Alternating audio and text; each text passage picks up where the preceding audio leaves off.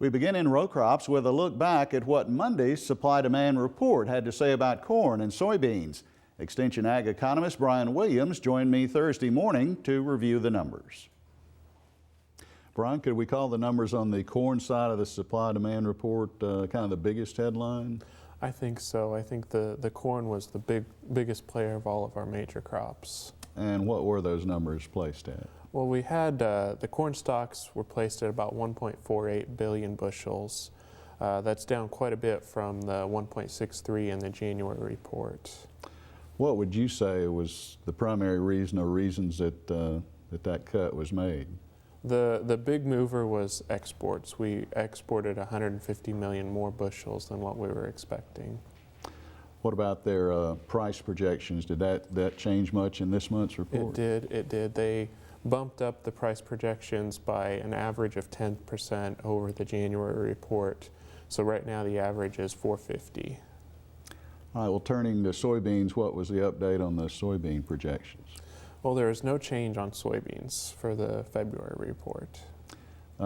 So basically any reason for why that, because that's a little bit unusual, isn't it? It is. I think the market and most experts were expecting them to decrease the ending stocks, but really all they did was just kind of move things around a little bit. All right, and the price forecast for beans, how did that come out? They increased the price forecast by about 20 cents, up to about $12.70 a bushel. All right, I've seen some reports about potential U.S. soybean sales to China, some new exports.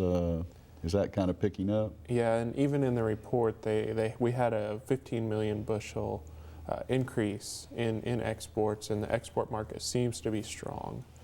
There's a little bit of concern now with Brazil's harvest picking up, and they're going to start putting some soybeans onto the market to add some competition in there, though. So it looks like exports will be strong for soybeans, needless to say. Yeah, they are.